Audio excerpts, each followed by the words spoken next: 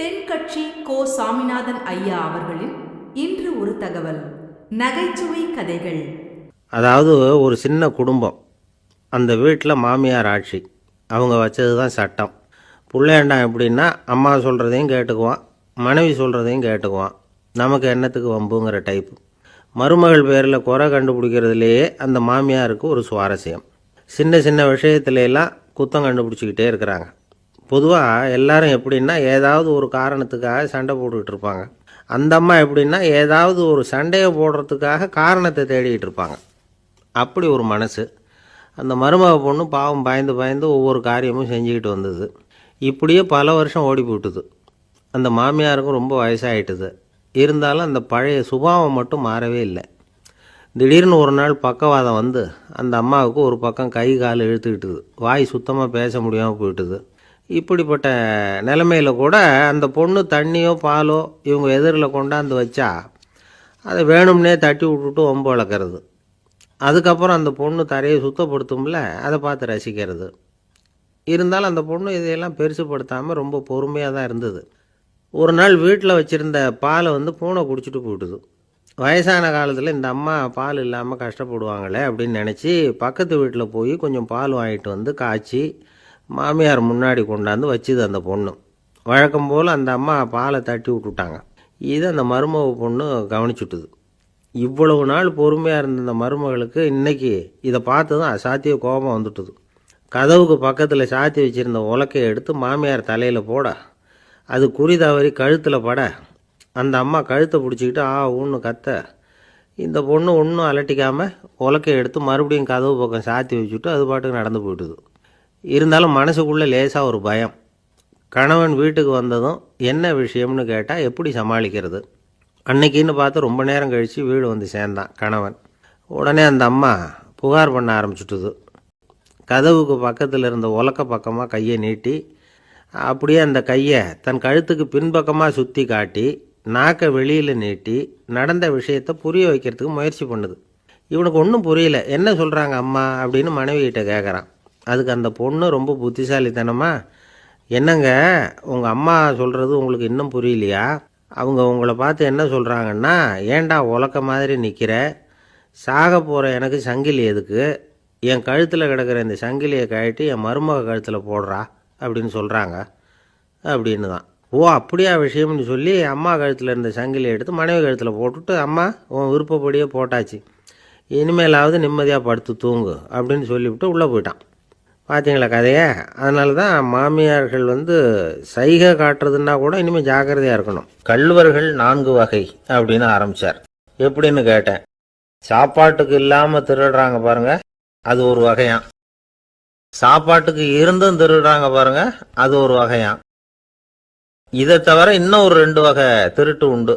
அது என்னன்னா, ஆண்டவன் கிட்ட இருந்து நாம திருடுற திருட்டு, இன்னொன்று என்னன்னா நம்ம கிட்ட இருந்து ஆண்டவன் திருடுற திருட்டு அப்படின்னார்.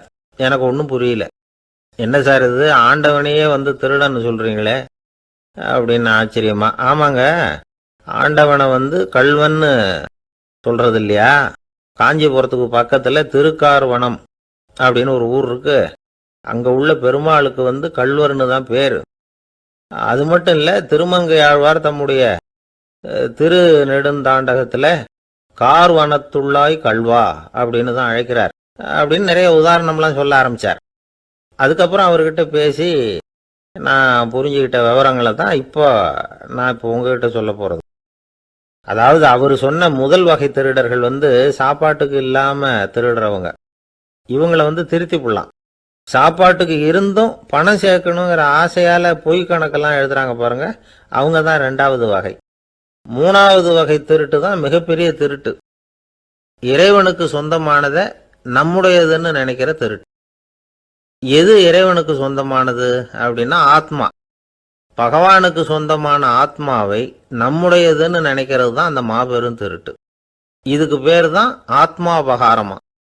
சரி, இதுக்கு பரிகாரம் என்ன? எல்லாம் இறைவனுடையது, நமக்கு ஒன்றும் இல்லை அப்படின்னு நினைக்கிறது தான் இதுக்கு பரிகாரம். இதெல்லாம் இருக்கட்டும். 4வது திருட்டு ஒன்று சொன்னோம்ல, ஆண்டவன் நம்ம கிட்ட இருந்து திருடுறது. அது எப்படி? ஆண்டவனை கல்வன்னு சொல்றாங்க, அது சரி. அவர் என்னத்தை திருடினார்? இப்போ இன்னொருத்தருக்கு சொந்தமான ஒன்றை எடுத்து வச்சுக்கிறது தான் கள்ளத்தனம். ஆனா ஆண்டவன் எடுத்துக்கிட்டோம்னா இருக்கிறது எல்லாமே அவனுக்கு சொந்தம். அப்படி இருக்கிறப்போ அவரை எப்படி கள்வன்னு சொல்றது? இது என்ன புரியாம இருக்குது அப்படின்னு சொல்லி பார்த்தா அதுக்கும் விளக்கம் சொல்றாங்க அவங்க. அதாவது ஆண்டவனுக்கு உருவமே கிடையாது, அரூபமா இருக்கிறவன், அதாவது உருவம் இல்லாம இருக்கிறவன். அப்படி உள்ள பகவான் நம்மள மாதிரி உருவத்துல இருக்கிறான். நம்மள மாதிரியே கையை காலு மூக்கெல்லாம் இருக்குது ஆண்டவனுக்கு.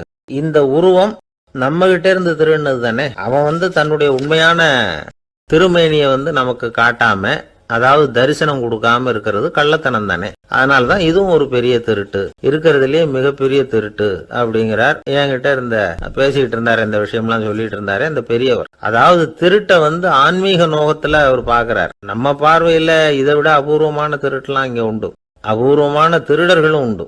ஒரு பள்ளிக்கூடம் வகுப்பு நடந்துகிட்டு இருக்கு. ஆசிரியர் பாடம் நடத்திக்கிட்டு இருக்கிறார். நடத்தி முடிச்ச உடனே கேட்டார், மாணவர்களே, இதுவரைக்கும் நான் நடத்தின பாடத்தில் உங்களுக்கு ஏதாவது சந்தேகம் இருக்கா அப்படின்னு கேட்டார். அப்புறம் ஒவ்வொருத்தராக கேட்டார். ஒரு மாணவன் எழுந்திருச்சான். சார், எனக்கு சந்தேகம் எதுவுமே இல்லைன்னா. ஏன்னு கேட்டார். ஏன்னா எனக்கு நீங்கள் நடத்தின பாடம் தெளிவாக புரிஞ்சுட்டுது, அதனால் சந்தேகம் வரலன்னா. இன்னொரு மாணவன் எழுந்திருச்சான். சார், எனக்கும் சந்தேகம் எதுவும் இல்லைன்னா. ஏண்டான்னு கேட்டார்.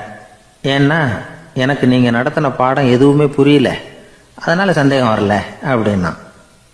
இந்த இடத்துல நாம் கொஞ்சம் சிந்திச்சு பார்க்கணும். இந்த உலகத்தில் எல்லாம் புரிஞ்ச ஒருத்தனுக்கும் சந்தேகம் வராது, எதுவுமே புரியாத ஒருத்தனுக்கும் சந்தேகம் வராது. அறகுறையாக புரிஞ்சுக்கிட்டவன் இருக்கான் பாருங்க, அவனுக்கு தான் அடிக்கடி சந்தேகம் வரும். ஒரு ஆன்மீக பெரியவர் என்ன சொல்றார் தெரியுமா? இந்த உலகத்தில் 3 வகையான மனிதர்கள் இருக்கிறாங்களாம். முதல் வகை எப்படி தெரியுமா? இவங்களுக்கு எதையும் தெரிஞ்சுக்கணுங்கிற அவசியமே கிடையாது. ஏன்னா அவங்களுக்கு எல்லாமும் தெரியும். இவங்க ஞானத்தின் முழு வடிவா இருக்கிற காரணத்தினால அவங்களுக்கு எந்த சந்தேகமும் இல்லை, எந்த கேள்விகளும் கிடையாது. இந்த நிலையில இருக்கிறவன் கிருஷ்ணன். எல்லாத்துக்கும் விட தெரிஞ்சுக்கிட்ட நிலையில அவன் விடையாக மாறிவிட்டான் அப்படின்னு சொல்லுவாங்க. 2வது நிலையில இருக்கிறவன் அர்ஜுனன். இவனுக்கு எப்போ பார்த்தாலும் கேள்விதான், சந்தேகம்தான். பதில் சொல்ல சொல்ல அவனுக்கு இருக்கிற சந்தேகமும் அதிகமாகிட்டே இருக்கும், குறையவே குறையாது. அர்ஜுனன் மாதிரி உள்ளவங்க எப்பவும் கேள்வி கேட்டுக்கிட்டே இருப்பாங்க. ஒரு கேள்விக்கு விட கிடைச்சுடுத்துன்னு வைங்க, உடனே இன்னொரு கேள்வி அவங்க கிட்ட இருந்து வரும். கிருஷ்ணனுடைய நிலை எப்படின்னா அது கேள்விகளே அற்ற ஒரு நிலை. அர்ஜுனனுடைய நிலை எப்படின்னா அது கேள்விகளை தவிர வேறு எதுவும் அற்ற ஒரு நிலை. இவங்களை தவிர இன்னொரு ஆள் இருக்கிறான், அவனுக்கும் கேள்விகள் அற்ற ஒரு நிலை தான். அவன் யாருன்னா துரியோதனன். இவனுக்கு தெரிஞ்சுக்கணுங்கிற எண்ணமே சுத்தமாக கிடையாது. ஆவலே இல்லைங்கிறதுனால அதை புரிஞ்சுக்கணுங்கிற அவசியமும் இல்லை. அதனால அவனுக்கு கேள்விகள் அற்ற ஒரு நிலையில அவன் இருந்துகிட்டு இருக்கிறான். எல்லா பதிலும் தெரிந்து கொண்ட நிலையில கிருஷ்ணனும் கேள்விகள் அற்ற நிலையில இருக்கிறான். தெரிஞ்சுக்கணுங்கிற ஆவலே இல்லாத துரியோதனனும் கேள்விகள் அற்ற நிலையிலே இருக்கிறான். இப்படியும் இல்லாம அப்படியும் இல்லாம ரெண்டும் கெட்ட நிலையில இருக்கிறானே, அவன் தான் அர்ஜுனன். அதனால பெரியவங்கள்லாம் என்ன சொல்றாங்கன்னா, இந்த உலகத்துல அர்ஜுனன்களா இருக்கிறவங்க ஒன்று துரியோதனனா மாறிடணும், இல்லைன்னா கிருஷ்ணனா மாறிடணும். இதை தவிர வேற வாய்ப்பு இல்லை. துரியோதனன் மாதிரி உள்ளது விலங்கு நிலை, கிருஷ்ணன் மாதிரி உள்ளது தெய்வ நிலை. அர்ஜுனன் விலங்காவும் ஆக முடியல, தெய்வமாவும் ஆக முடியல. இப்படி ரெண்டும் கெட்டானா இருக்கிற வரைக்கும் இந்த கேள்விகளும் பிரச்சனைகளும் இருந்துகிட்டே தான் இருக்கும். இதுதான் பெரியவர்கள் சொல்லுகிற அனுபவ உண்மை.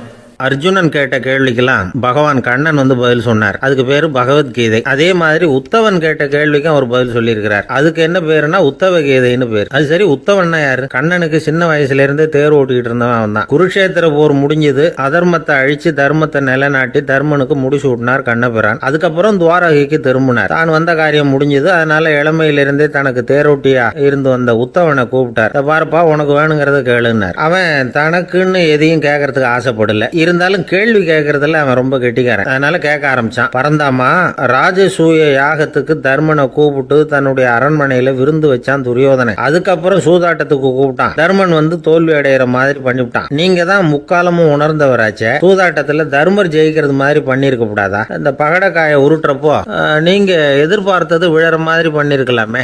சரி, அதுதான் இல்ல. வேடிக்கை பார்த்துக்கிட்டு இருந்த பீமன், அர்ஜுனன், நகுலன், சகாதேவன் இவங்களையும் பணையம் வச்சு ஆடுறப்போவாவது காப்பாத்தி இருக்கலாம். அதையும் நீங்க செய்யல. பாவம் அந்த அவல பொண்ணு, ஒன்னும் புரியாத ஒன்னும் தெரியாத அந்த உன்னுடைய சகோதரி திரௌபதி, அந்த பொண்ணை வந்து துச்சாதனன் இழுத்துக்கிட்டு வந்து துகில் உரியிற கட்டத்துல காப்பாத்தினியே. இது நியாயமா, முறையா, அறமா? இதுதான் உத்தவன் கேட்ட கேள்வி. இதுக்கு பரந்தாமன் பதில் சொல்றார். அப்படி கேள் உத்தவா, தருமனை வந்து துரியோதனன் வந்து சூதாட அழைக்கும் பொழுது என்ன சொன்னான் தெரியுமா?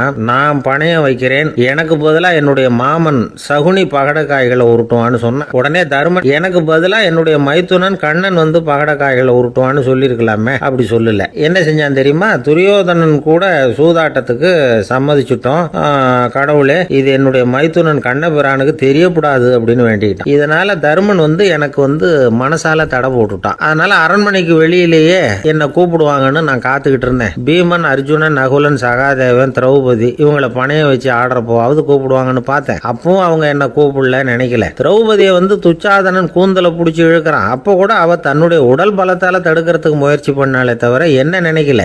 துரியோதனன் சபைக்கு இழுத்து செல்லப்பட்ட திரௌபதி அறநூல்களையும் அரச நீதிகளையும் சொல்லிக்கிட்டு இருந்தாலே தவிர என்ன நினைச்சே பார்க்கல. துகில் உரியிற கட்டத்துல தான் ஹரி ஹரி கண்ணா பரந்தாமன்னு கூப்பிட்டா. அதனாலதான் அப்ப போய் நான் காப்பாத்தினேன் அப்படின்னா பரந்தாமன். அப்படின்னா நீ அழைச்சாதான் போவியா, நீயா போக மாட்டியா அப்படின்னு கேக்குறான் உத்தவன். ஆமா, நான் கூப்பிட்டாதான் போவேன். மனிதர்கள் செய்யக்கூடிய செயல்களை எல்லாம் அவங்கவுங்க போக்கிலேயே விட்டுட்டு வேடிக்கை பார்த்துக்கிட்டு இருப்பேன். நான் குறுக்கிட்டு வந்து ஒண்ணுமே செய்ய மாட்டேன் அப்படின்னா பரந்தாமன். மனுஷன் தவறு பண்ணுனா திருத்த மாட்டியா, சும்மா பார்த்துக்கிட்டு தான் உட்காந்துருப்பியா அப்படின்னு கேக்குறான் உத்தவன். நான் மனுஷனுடைய உள்ளத்துல இருக்கிறப்போ என் எதிரில் மனுஷன் தவறு பண்ண மாட்டான் அப்படின்னு ஆனா கண்ணன். அதாவது யார் நினைக்கிறாங்களோ அவங்க உள்ளத்துல எல்லாம் அவன் இருக்கிறான். அப்படி இருக்கிறப்போ தவறு செய்ய மனுஷன் அஞ்சுவான். இதுதான் உத்தவ கீதைங்கிறது. ஒரு குழந்தை அம்மா கிட்ட போச்சு, அம்மா என்ன தூக்கிக்க. உடனே அந்த அம்மா அந்த குழந்தைய தூக்கி இடுப்புல வச்சுக்கிறாங்க. எந்த பக்கம் வச்சுக்கிறாங்க? இடது பக்கம். பொதுவா குழந்தைய தூக்குறவங்க யாரும் வலது பக்கம் இடுப்புல வச்சுக்கிறது இல்ல. விவரம் தெரியாத சில ஆம்பளைகளை அப்படி தூக்கி வச்சுக்கிட்டு அலையிறது உண்டு.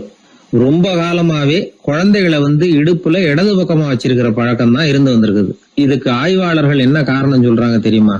அப்படி இருந்தாதான் குழந்தை சொல்றத, குழந்தை நினைக்கிறத தாயினால நல்லா உணர முடியுதாம். இடது பகுதி ஆட்சி பண்றது, குறிப்பா காதின் தலைமையாக இருக்கிறது வலது பக்கம் தான். அதனால தாய் வந்து குழந்தைக்கு பதில் சொல்லவோ, அது என்ன கேக்குதுங்கிறத சீக்கிரமா புரிஞ்சுக்கிட்டு நடந்துக்கவோ அதுதான் சௌரியம் அப்படின்னு ஆய்வாளர்கள் இதுக்கு காரணம் சொல்றாங்க. இதனால என்ன ஆகுதான்? தாய்க்கும் குழந்தைக்கும் நெருக்கம் அதிகமாகுதான், குழந்தைக்கும் பாதுகாப்பு அதிகமா. அது மட்டும் இல்ல, ஒரு தாய் தன்னுடைய குழந்தைய இடுப்புல சுமக்கிறதுனால அவள் நினைக்கிறத, அவளோட இதய துடிப்ப குழந்தை உணர்தான். 9 மாதத்துக்கு அதிகமா இருந்த இடம் இல்லையா, அதனால அவளை பத்தி நல்லா அறிந்து கொள்ளுகிற வாய்ப்பும் குழந்தைக்கு கிடைக்குது. நம்ம முன்னோர்கள் வந்து ரொம்ப காலத்துக்கு முன்னாடியே வலது கையை பார்க்க ஆரம்பிச்சிட்டாங்களாம். அவங்க பயன்படுத்திய கல் ஆயுதங்கள்லாம் வலது பக்கமா தான் தீட்டப்பட்டிருக்குது. அதுல இருந்து நமக்கு என்ன தெரியுதுன்னா வலது கையை தான் உபயோகப்படுத்தி இருக்கிறாங்கிறது தெரியுது. இப்படி எல்லாம் இருந்தா கூட இன்னைக்கு நம்மள 10ல் ஒருத்தருக்கு ஒரு பழக்கம் உண்டு, அது இடது கை பழக்கம். ஆனாலும் 2 கைகளும் ஒற்றுமையா இருக்கிறதுக்கு தான் ரொம்பவும் முயற்சி பண்ணுதான். இப்போ வலது கை பழக்கம் உள்ளவங்க பேசுறதுக்கு, எழுதுறதுக்கு செயல்படுத்துற தலைமையகம் தலையின் பின்புறம் பிடரியில் இருக்குது. இடது கை பழக்கம் உள்ளவங்களுக்கு மூளையில 2 பக்கங்கள்லயும் தலைமையகம் இருக்குது. இது விஞ்ஞானிகள் சொல்றது. எத்தனையோ மேதைகள் இடது கை பழக்கம் உள்ளவங்களா இருந்திருக்கிறாங்க. அமெரிக்க மேதை பெஞ்சமின் பிராங்க்லின், இத்தாலிய ஓவியர் லியோனார்டோ டாவின்சி, இப்படி நிறைய பேர் இருந்திருக்கிறாங்க, இப்பவும் இருக்கிறாங்க. காலங்காலமா இயல்பாவே இடது கை பழக்கம் இருந்து வந்திருக்குது. அப்படி இருக்கிறப்போ வலது கை எப்போ இடது கைய வென்றது, ஜெயிச்சது அப்படிங்கிற விவரம் இன்னமும் யாருக்குமே புரியல, ஆய்வாளர்களுக்கும் புரியல. அவங்களும் யோசிச்சுக்கிட்டு இருக்கிறாங்க. உலகம் வந்து இடது பக்கமா தான் சுத்துது. வானத்துல இருக்கிற வெள்ளி வீதி, அப்புறம் அணுவுல இருக்கிற துணுக்குகள், உடம்புல இருக்கிற அமினோ அமிலம், இப்படி எல்லாமே இடதுபுறமா தான் இயங்கிட்டு இருக்குது. இவ்வளவு செய்திகள் இடது கைக்கு ஆதரவா இருக்கிறப்போ அது எப்படி வலது கை கிட்ட ஏமாந்தது அப்படிங்கிற ரகசியம் இன்னமும் யாருக்கும் தெரியலையா. இது சம்பந்தமா ஆராய்ச்சி பண்றவங்களுக்கு இது இன்னமும் ஒரு பிரச்சனையா தான் இருக்குதான். இப்படி இடது கை ஒதுங்கிட்டதுனால இப்பெல்லாம் வலது கைக்கு தான் மரியாதை அதிகமா போச்சு. ஒரு ஆசாமி இடது கையில கட்டு போட்டுட்டு வந்தானா, கையில என்னப்பா கட்டுன்னு விசாரிச்சிருக்கிறாரு ஒருத்தர். ஒரு இயந்திரத்தை பிரிச்சு ரிப்பேர் பார்த்துக்கிட்டு இருந்தேன். மறுபடியும் அதை ஓட விட்டு பாக்குறப்போ இடது கை விரல் மாட்டிக்கிட்டது, அதுதான் கட்டு அப்படின்னு இருக்கான். நல்ல வேளை வலது கை மாட்டியிருந்தா உன்னால சாப்பிட கூட கஷ்டமா போயிருக்குமே என்னார் அவர். இதுக்கு அவன் சொன்னானா, முதல்ல வலது கை தாங்க மாட்டிக்க இருந்தது, நான் தான் உடனே புத்திசாலித்தனமா அதை இழுத்துக்கிட்டு இடது கையை கொடுத்தேன் அப்படின்னு இருக்கான். ஒருத்தர் இருந்தான், வாழ்க்கையில மகிழ்ச்சியா இருக்கணும்னு ஆசைப்பட்டான். அதுக்கு என்ன வழின்னு 4 பேருகிட்ட யோசனை கேட்டான். பணம் இருந்தா மகிழ்ச்சி தானா வரும், அதனால பணம் சம்பாதிக்கிற வழியை பாரு, அதுக்கப்புறம் நீ தேடிட்டு இருக்கிற மகிழ்ச்சி உன்னை தேடிட்டு வந்து சேரும்னாங்க. அப்படின்னா மகிழ்ச்சி இருக்கிற இடம் பணம் தான் அப்படின்னு அவன் முடிவு பண்ணிக்கிட்டான். அதை சேர்க்க ஆரம்பிச்சான். கொஞ்ச நாள்ல பெரிய ஆளாயிட்டான், செல்வம் நிறைய சேர்ந்து போச்சு. இப்போ அவனுக்கு மகிழ்ச்சி கிடைக்கல. மறுபடியும் நண்பர்கள் கிட்ட யோசனை கேட்டான். பணம் சேர்த்தா மட்டும் இன்பம் வந்துடாது, அதை செலவு பண்ணு, பணம் மூலமா இன்பத்தை தேடு, கிடைக்கும் அப்படின்னு யோசனை சொன்னாங்க. உடனே அந்த பணத்தை எடுத்துக்கிட்டு ஊர் பூரா சுத்தினான், வெளிநாடுகள்லாம் போனான், சுத்தி பார்த்தான். அப்புறம் அவனுக்கு விருப்பமானதையெல்லாம் வாங்கி சாப்பிட்டு பார்த்தான். மது, போதை பழக்கம், இப்படி எதுலயும் ஈடுபட்டு பார்த்தான். கல்யாணம் பண்ணிக்கிட்டான், குடும்பம் நடத்தினான். எப்படி இருந்தாலும் அவன் எதிர்பார்க்கிற மகிழ்ச்சி அவனுக்கு கிடைக்கல. அதனால மகிழ்ச்சிங்கிறது எங்க இருக்குங்கிற ரகசியத்தை அவனால கண்டுபிடிக்கவே முடியல. கடைசியா ஒரு பெரியவர்கிட்ட யோசனை கேட்டான். அவர் சொன்னார், இல்லறத்திலேயும் உனக்கு மகிழ்ச்சி கிடைக்கலன்னா உனக்கு துறவரத்துலதான் அது கிடைக்கும்னு நினைக்கிறேன். சரி, அதையும் தான் முயற்சி பண்ணி பாப்போமே அப்படின்னு அவன் முடிவு பண்ணிக்கிட்டான். துறவரம்னா சும்மாவா, எல்லாத்துக்கும் அவன் துணிஞ்சுட்டான். வீட்டுல இருந்த நகை, பணம், பவுனு, வைரம், வைடூரியம் எல்லாத்தையும் ஒரு மூட்டையா கட்டி எடுத்துக்கிட்டான். ஒரு யோகியை தேடிட்டு போனான். அவர் காலடியில கொண்டுட்டு போய் வச்சான். அவர் நிமிர்ந்து பார்த்தார். என்ன இதெல்லாம்னார். இதெல்லாம் இனிமே எனக்கு தேவையில்லைன்னா. சரி, அப்படின்னா உனக்கு என்னதான் தேவைன்னார். எனக்கு மகிழ்ச்சி தேவை, மன அமைதி தேவைன்னா. அந்த யோகி தன்னுடைய காலடியில் இருந்த மூட்டையை பிரிச்சு பார்த்தார். உள்ள தங்கம், வைரம், நகை, பணம் எல்லாம் இருக்கு. அவ்வளவுதான். அவசரமா அதை சுருட்டி எடுத்துக்கிட்டார். தலையில வச்சுட்டு ஒரே ஓட்டமா ஓட ஆரம்பிச்சுட்டார். இவனுக்கு அதிர்ச்சியா போட்டுது. அடடா, இந்த ஆளு போலி ஆசாமி போல இருக்க, ஏமாந்துட்டோமே அப்படின்னு நினைச்சான். வருத்தப்பட்டான். அந்த துக்கம் ஆத்திரமா மாறிச்சு. உடனே அந்த யோகியை துரத்த ஆரம்பிச்சான். அவரு ஒரே ஓட்டமா ஓடுறார், சந்து பொந்தெல்லாம் நுழைஞ்சு ஓடுறார். இவனும் விடாம துரத்துறான். கடைசியா அந்த யோகி மூச்சு இறக்க ஒரு இடத்துல வந்து நின்னார். அது எந்த இடம்னா ஒரு புறப்பட்ட இடம். எங்க இருந்து ஓட ஆரம்பிச்சாரோ அங்கேயே வந்து நின்னார். துரத்திட்டு வந்தவனும் ஓடி வந்து நின்னான். இப்போ அந்த யோகி சொன்னார், என்னப்பா பயந்துட்டியா, இந்தா உன்னோட செல்வம், நீயே வச்சுக்கோ அப்படின்னு சொல்லி மூட்டையை திருப்பி கொடுத்தார். கைவிட்டு போன தங்கமும், வைரமும், பணமும் திரும்ப கிடைச்சிட்டுதுங்கிறதுல அவனுக்கு ஏகப்பட்ட மகிழ்ச்சி. இப்போ மறுபடியும் அந்த யோகி சொல்றார், நீ வர்றதுக்கு முன்னாடி கூட இந்த தங்கமும் வைரமும் உங்ககிட்டதான் இருந்தது, ஆனா அப்போ உனக்கு மகிழ்ச்சி இல்ல. இப்போ உங்ககிட்ட இருக்கிறதும் அதே தங்கமும் வைரமும் தான், ஆனா இப்போ உன் மனசுல மகிழ்ச்சி இருக்கு. இதுல இருந்து என்ன தெரியுது, மகிழ்ச்சிங்கிறது வெளியில இல்ல, உள்ள இருக்கு, அது நம்ம மனசுல இருக்கு. இதை நல்லா புரிஞ்சுக்கணும். தங்கத்தையும் வைரத்தையும் மூட்டை கட்டி தலையில வச்சுக்கிட்டு அலைஞ்சானே, அவன் மாதிரிதான் நம்மள பல பேருக்கும் மகிழ்ச்சி எங்க இருக்குங்கிற உண்மை புரியறது இல்ல. அதனாலதான் பல சமயங்கள்ல நாம மகிழ்ச்சிக்காக அடுத்தவங்களை சார்ந்து இருக்கிறோம். நமக்கு வேண்டியப்பட்ட ஒருத்தன் பணம், நகை எல்லாத்தையும் ஒரு மூட்டையா கட்டி எடுத்துக்கிட்டு ஒருத்தர் காலடியில வச்சான். இது எனக்கு தேவையில்லைன்னா. உனக்கு என்னதான் தேவைன்னார் அவர். எனக்கு மன அமைதி தேவைன்னா. உனக்கு மன அமைதி தேவைப்படுகிற அளவுக்கு இப்ப என்ன ஆயிட்டுதுன்னார் அவர். வேற ஒண்ணும் இல்ல, இந்த பணத்தையும் நகையையும் நான் யாரு வீட்டுல எடுத்தனோ அந்த வீட்டுக்காரங்க இப்ப என் பின்னாடி துரத்திட்டு வந்துட்டு இருக்கிறாங்க, அவ்வளவுதான் அப்படின்னு நானா. மகிழ்ச்சியை தேடுகிறவர்கள் இந்த உலகத்துல அதிகம், அது எங்க இருக்குன்னு புரிந்து கொண்டவர்கள் ரொம்ப குறைவு. எது உண்மையான மகிழ்ச்சி அப்படிங்கறத புரிஞ்சுக்கிட்டு அதுக்கு தகுந்த மாதிரி நம்முடைய வாழ்க்கையை அமைச்சுக்கணும். ஒரு விஞ்ஞானி இருந்தார். அவர் பேர் என்னன்னா ஹோ, இதுதான் அவர் பேர். ஒரு ஊசியை கண்டுபிடிக்கணும், அதுக்காக அவர் ரொம்ப காலமா தலையை பிச்சுக்கிட்டு ஆராய்ச்சி பண்ணிட்டு இருந்தார். அது என்ன ஊசி தெரியுமா, இந்த தையல் மிஷின்ல இருக்குல்ல அந்த ஊசி தான். அவருக்கு பிடிபடாம இருந்த விஷயம் என்னன்னா, அந்த ஊசியோட கூர்மையான பாகத்துல நூலை எப்படி கோக்கிறது, அது எப்படி சேர்க்கறது. அதுல மற்ற ஒரு பாகம் மிஷினுக்கு உள்ள போயிடுது. அதனால அந்த பாகத்துல சாதாரணமா மற்ற ஊசியில நாம செய்யறது மாதிரி நூலை கொண்டு போய் நுழைக்க முடியாது. அப்படியே நுழைச்சாலும் தைக்கிறது எப்படி, அது முடியாத காரியம். இதுதான் அவருக்கு இருந்த பிரச்சனை. ரொம்ப நாள் யோசனை பண்ணி பார்த்தார். தையல் மிஷின் ஊசியோட வடிவ அமைப்பு அவருக்கு புலப்படல. ராத்திரி பகலா அதே ஞாபகமா இருந்தார். ஒரு நாள் அவர் தூங்கிட்டு இருக்கிறார். அப்போ ஒரு கனவு வந்தது. எப்படின்னா, அந்த கனவுல அவரை ஒரு மலைஜாதி மக்கள் புடிச்சிட்டு போயிடுறாங்க. கொண்டுட்டு போய் ஒரு இடத்துல கட்டி போட்டுடுறாங்க. அந்த மலைஜாதி மக்களோட அரசன் ஒருத்தன் அவன் வர்றான். அவரை பார்த்து ஒரு உத்தரவு போடுறான். என்ன உத்தரவு தெரியுமா, பொழுது சாயறதுக்குள்ள நீ தையல் மிஷின் ஊசிய கண்டுபிடிக்கணும். அப்படி கண்டுபிடிக்கலன்னா உன் தலையை வெட்டி விடுவோம். இதுதான் அந்த அரசன் போட்ட கட்டளை. இவருக்கு என்ன பண்றதுன்னு ஒண்ணுமே புரியல. திருன்னு முழிக்கிறாரு. இந்த நேரத்துல அந்த மலை ஜாதியினர் அவரை சுத்தி சுத்தி பயங்கரமா மூழ்கிக்கிட்டு டான்ஸ் ஆடுறாங்க. தன்னை சுத்தி சுத்தி ஆடிக்கிட்டு வர்றவங்கள ரொம்ப பயத்தோட அவர் பாக்குறார். நேரம் ஆவ ஆவ தன்னோட இறுதி நேரம் நெருங்கிறத உணர்றார். ரொம்ப நெருக்கடியான நிலைமை. தன்னை சுத்தி ஆடுறவங்கள கவனிக்கிறார். அவங்க கைகள்ல ஈட்டி மாதிரி ஏதோ ஒரு ஆயுதம் வச்சிருக்கிறாங்க. அந்த ஆயுதத்தை இவர் கண்ணுக்கு நேரா கொண்டுகிட்டு வராங்க. அதை அவர் பாக்குறார். அந்த ஆயுதத்தின் கூரான முனைய இவர் கூர்ந்து கவனிக்கிறார். அந்த கூரான முனையில ஒரு சின்ன துவாரம் தெரியுது. உடனே அவருக்கு பளிச்சுன்னு ஒரு ஐடியா உதயமாகுது. இதைத்தானே இவ்வளவு காலமும் நான் தேடிக்கிட்டு இருந்தேன். கூரான முனையில ஒரு சின்ன துவாரத்தை போட்டுட்டா அது மூலமா நூலை செலுத்தி மறுமுனைய மிஷின்ல வச்சுடலாமே. தையல் மிஷின் ஊசி ரெடி அப்படின்னு நினைச்சார். திடீர்னு தூக்கம் கலைஞ்சது. உடனே தன்னுடைய தலைமாட்டில் இருந்த குறிப்பு ஏடுல இதை குறிச்சு வச்சுக்கிட்டார். அதுக்கப்புறமா அந்த ஊசியையும் அவர் செஞ்சு முடிச்சார். இது எப்படின்னு நீங்க நினைக்கலாம், ஆனா இது சாத்தியம்தான். முழிச்சுக்கிட்டு இருக்கிறப்போ நமக்கு ஏற்படுற சில பிரச்சனைகளுக்கு கனவுல விடை கிடைக்கிறது உண்டு. அப்படி பல பேருக்கு ஆயிருக்கு. உங்களையும் பல பேருக்கு இது மாதிரி அனுபவம் ஏற்பட்டிருக்கலாம். எந்த ஒரு செயலை பத்தி நினைக்கிறப்பவும் அந்த செயல் நம்ம நினைவுல ஒரு நல்ல வடிவம் பெறுது. ஒரு செயல் திட்டத்தை எந்த அளவுக்கு நாம நல்ல யோசனை செஞ்சு திட்டம் போடுறோமோ அந்த அளவுக்கு அதை சுலபமா செஞ்சு முடிக்க முடியும். அந்த விஞ்ஞானி நினைச்ச காரியம் அவர் எண்ணம் பூராவும் ஆக்கிரமிச்சது. அதனால அவர் நினைச்சது கனவுல உருவாகி அதுக்கு செயல் வடிவம் கிடைச்சிட்டுது. ஒரு மாணவனை பார்த்தேன். என்ன தம்பி படிப்புலாம் எப்படி இருக்குது அப்படின்னு விசாரிச்சேன். அவன் ரொம்ப அழுத்துக்கிட்டான். நான் நல்லா தான் சார் படிக்கிறேன், இருந்தாலும் புத்தியில சரியா ஏற மாட்டேங்குது சார் அப்படின்னா. சரி, இவனும் நம்ம ரகம்தான் அப்படின்னு சொல்லி முடிவு பண்ணிட்டோம். கல்வி கற்கக்கூடிய ஒரு மாணவன் சம்பந்தப்படுற புத்திகள் பல வகை.